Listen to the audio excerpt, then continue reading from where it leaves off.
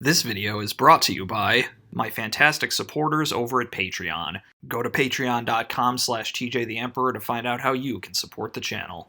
And now, our feature presentation. So, if you follow my channel, you're probably interested in JRPGs. I mean, I would hope so, otherwise you're probably going to be really bored when you watch any of my stuff. Anyway, one of the primary objectives I have for this channel is to teach my audience about stuff that they may not already be familiar with. With my JRPG videos, this is generally meant shining the spotlight on games that have tended to be overlooked, such as Xenosaga or Brave Fencer Musashi. But I understand that I probably have a number of viewers who are a lot newer to the genre, who may benefit more from recommendations of some good starter JRPGs instead of deep dives into more hidden gems. So that's what this video is going to be. This is for everyone who may be interested in checking out some JRPGs, but are, understandably, a bit overwhelmed by the sheer number of worthwhile titles that are out there.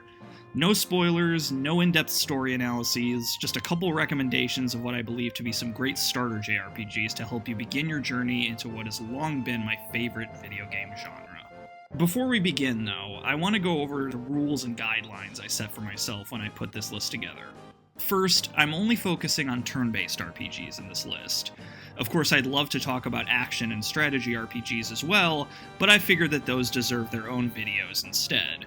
Second, for games and long-running franchises, I'm giving myself a hard limit of one game per franchise, because if I didn't, I could have very easily had the list just be Final Fantasy 6 through 12 and called it a day right there.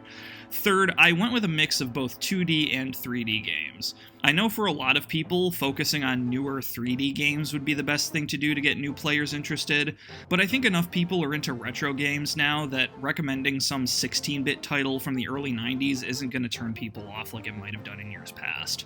Fourth, all the games need to be easily accessible. What this means is they need to be legally available to purchase on current generation consoles and PCs, or being on a system that basically any modern computer can emulate without issue, like the SNES. Fifth, all the games need to be self-contained stories. This was a hard rule for me to follow, as it means I'm not going to be able to talk about some of my favorite games of all time, like Xenosaga or the Trails series. But to me, telling someone to go out and play a game with a ridiculously complex plot that's actually just the first part in some multi-game epic is not the way to bring in new fans. And last but not least, I want to try and keep the games I recommend to a reasonable length. Now, I got into the genre during the PlayStation era, so for me, the ideal length for a JRPG is about 40 hours, so I'm going to try to keep the games to around the 40-hour mark or shorter. I will admit this is the one rule I was a bit flexible with, as there are a couple games that are going to be a bit longer than that, but for the most part, 40 hours or less was my guideline. Alright, let's get on with it. My first recommendation is going to be Final Fantasy X. Of course, this list wouldn't be complete without a Final Fantasy game, but figuring out which one to choose really ate away at me. This is a series where a number of the games have a legitimate claim to the title of greatest RPG of all time, and I've always been open about the fact that Final Fantasy VII is my favorite game ever made. All that being the case, I went with 10 because I feel like it's very easy for new players to get accustomed to it. It's an isekai tale, but don't worry, this was made a decade before SAO poisoned the isekai well, so it's an actually engaging story. You play as Tidus, the city of Zanarkand's ace blitzball player who happens to find himself in the middle of an enormous sea monster called Sin destroying his city. Sin transports him to what seems like another world. A world where Zanarkand has been destroyed for 1,000 years. He meets the summoner Yuna and joins her on a pilgrimage to, shock of shocks, Zanarkand, to hopefully summon the final Aeon and defeat Sin once and for all. Presentation-wise, though the game came out in 2001, it still looks incredible, with Tetsuya Nomura's always stylish character designs and one of the most gorgeous worlds ever designed for a video game. Musically, you've got a tag team of Nobuo Uematsu, Masashi Hamauzu, and Junya Nakano. I can just end it there, but in all seriousness, the game features some of the best work from each of them. But what makes Final Fantasy X such an easy game for me to recommend is its gameplay mechanics. This is probably going to sound weird, but I've always really liked how this game tutorializes its battle system. It's entertaining, it makes sense from a storytelling context, and it does a fantastic job of teaching new players everything they need to know right away. On a related note, its sphere grid-based progression system strikes a fantastic balance between accessibility and the potential for unbound customization for more advanced players. I know some people come down hard on this game for being too linear, but this has never bothered me. The game breaks up its linearity with a lot of side content, and from a storytelling point of view, linearity makes sense. The characters are going on a religious pilgrimage, they're not going to have a flexible itinerary. Overall, the game just does so much right and has such a phenomenal story that's guaranteed to leave you in tears by the end that it's a no-brainer to recommend it to genre newcomers. Next up, we've got Chrono Trigger. Yeah, this is about the most obvious choice I can make for a list like this, but honestly, there's a good reason for that. It's got a fast-paced battle system, a Yasunori Mitsuda soundtrack, and some of the best pixel art you'll ever see in any video game. Story-wise, it centers on Chrono, who through happenstance discover he can travel through time via a series of portals scattered throughout the world. Through his travels, he learns of an alien being called Lavos who's destined to destroy the Earth in the year 1999, and he and his friends have to do whatever they can to stop it from happening. It's a very accessible story, though it does have some darker moments, especially near the end. The word I use to describe the feeling of Chrono Trigger is whimsical. The story always keeps moving forward, always feeling unpredictable and keeping the player on the edge of their seat. And since we're talking about the story, compliments must be paid to what was at the time some of the best side content in any RPG, in the form of 7 supplementary missions accessible at game's end that provides invaluable depth into both the characters and their world. Honestly, I don't think I can think of anything about this game I don't like, other than for some it may feel like it's over too quickly. You can finish Chrono Trigger in somewhere between 20 to 25 hours, which even for an SNES game was a bit on the shorter side. But even there, I can't really criticize it, as, while short, I still feel like it was paced about as perfectly as it needed to be. I know everyone and their mother recommends this game to death, but this is one of those instances where the reality absolutely lives up to the hype. If you haven't played Chrono Trigger yet, you need to check it out. Next is another seemingly obvious choice, Dragon Quest XI, Echoes of an Elusive Age. I've said in a previous video that the JRPG industry is basically the house that Dragon Quest built, so some familiarity with the series is a must. And lucky for you, Dragon Quest XI happens to be a perfect point of entry for the series. With Dragon Quest, in a lot of ways, you know what you're gonna get right from the start. A charming world designed by Akira Toriyama, a Koichi Sugiyama soundtrack, and a simple but rewarding story penned by Yuji Horii. And of course, you get all that here. But what sets Dragon Quest XI apart from its predecessors right away, at least for me, is the graphics. Simply put, this game looks phenomenal. It's not a graphical tour de force in the way that, say, a Final Fantasy game is, but what it does have is style. Every region of Erdrea looks beautiful. You're gonna find yourself just standing around and taking in the scenery. The story and battle system are nothing revolutionary, but they're both handled very well, and I never got tired of either. The world itself is massive to explore, with a decent amount of side content to keep you occupied apart from the main story as well. Dragon Quest is a franchise that, while absurdly popular in Japan, has historically had trouble finding an audience in the West, but with 11 that streak seems to have ended, and I couldn't be happier about that. Next is a choice that, for viewers of my channel, is going to come as no surprise, Xenogears. Now, word of warning before I start. If you're planning on checking out any of the games on this list, don't have Xenogears be the first one you play. For one, it's a bit longer, around 50 to 55 hours, and the story is legendarily complex. Better to ease yourself into this one with some of the more basic games first. But once you've done that, Xenogears is a no-brainer. I've said it before, but Xenogears contains some of the greatest world building I've ever experienced in any form of media.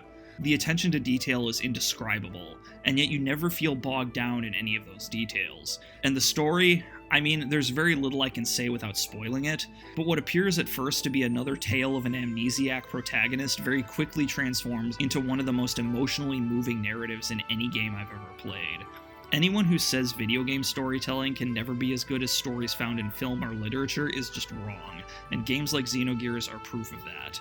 But don't just think that this story and lore is all there is to this game. You've got a great-looking world featuring a mix of 2D character sprites and 3D environments. You've got another Yasunori Mitsuda soundtrack, one of his best in my opinion, and a battle system that revolves around attacking via multi-button combos. You can even fight and customize your own giant robots, which for a mech otaku like myself is always going to be a plus. The one major negative about this game is the fact that, Because of production difficulties, the second disc is truncated. The story is finished, but it's told in a very rushed, abbreviated way. It's a damn shame, but the team made the best of it. Even if you shouldn't make it the first game you play on this list, you absolutely should make the time to check it out at some point. And if you like it, by all means, check out Xenosaga and Xenoblade as well. Since the original PlayStation was what got me into RPGs in the first place, let's stick with that console for now and talk about The Legend of Dragoon. This is a game that's never been super popular, but it's always had a ferociously loyal cult following, especially in the United States. And while I'd say that the story is kind of derivative, it's obvious that Sony was really taking a lot from Final Fantasy VII, it's a game that proves that being derivative shouldn't be grounds for dismissal. The characters are memorable, the pre-rendered environments are some of the most beautiful looking on the PS1, and the soundtrack is super underrated. But what really sets Legend of Dragoon apart is its memorable combat system. Instead of simply attacking like you would in most other RPGs, this game requires you to master what are called additions, elaborate combination attacks that demand precise button inputs to pull off. In time, your party members will also gain the ability to transform into Dragoon form, granting them even more powerful attacks. Overall, though it's never been as popular as its Final Fantasy counterparts, The Legend of Dragoon has long been one of my favorite games for the PlayStation, and considering how many world-class RPGs came out for that console, that's not faint praise. For my next recommendation, we're going handheld and talking about the original Golden Sun. There was a time for a good decade when Nintendo consoles were basically RPG wastelands, but the release of the Game Boy Advance inaugurated a parallel period when their handhelds became awash with incredible RPGs, a period that extended into the lifespan of the DS and 3DS as well, and Golden Sun was the herald ushering in that great age. The game focuses on Isaac and Garrett, two teens from the town of Vale who embark on a quest to retrieve the elemental stars, artifacts that control the powers of alchemy, from a duo of villains. Again, not the most revolutionary story, but the main reason why you want to play this game is for its novel magic system. Magic in Golden Sun, which is referred to as synergy, is derived from equipping your party with djinns from the 4 elements.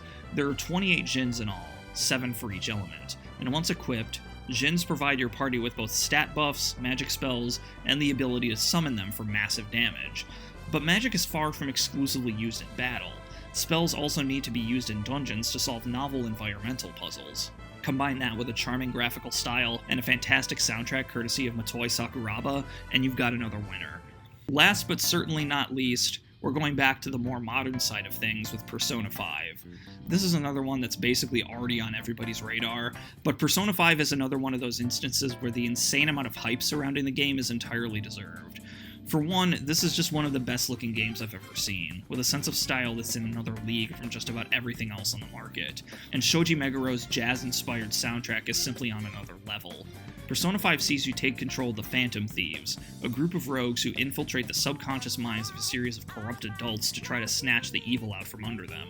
As per usual with Persona, the game is split between social simulation elements, where you spend your time forming links with your friends and raising your stats by engaging in a number of everyday activities, and dungeon exploration, which leans in heavily on stealth in addition to the more traditional RPG mechanics. The turn-based battle system, based around the powers and attributes of your personas, is highly strategic, leaning in heavily on exploiting enemy weaknesses. And speaking of the battles, this actually ties into a reason why this game is a little less accessible than the others on this list. Some of the later fights, especially the bosses, can be excessively difficult. In addition, the game is a long one, with a full playthrough easily clocking in at over 100 hours. This is blatantly over the 40-hour limit I set for myself earlier, but in this case, I don't care. The game is good enough to make an exception, and really, if you're new to the genre, familiarity with Persona 5 is kind of essential at this point. Alright, there's 7 games that should, I hope, help you start your journey into exploring the JRPG genre. I hope you liked my picks. I know that some of you RPG veterans are probably going to think most of them are really, really basic, but honestly, there's a reason why everybody keeps coming back to a lot of these games, and I think new fans owe it to themselves to start here. If you have any games that you think that I forgot about, feel free to tear me a new asshole in the comments. But seriously, I hope you enjoyed this. These shorter form videos really help break up the pace in between my longer stuff, and have been pretty fun to do thus far. Like I said, I'm eventually going to do similar videos for action and strategy RPGs, so definitely look forward to those at some point. Alright, see you guys later.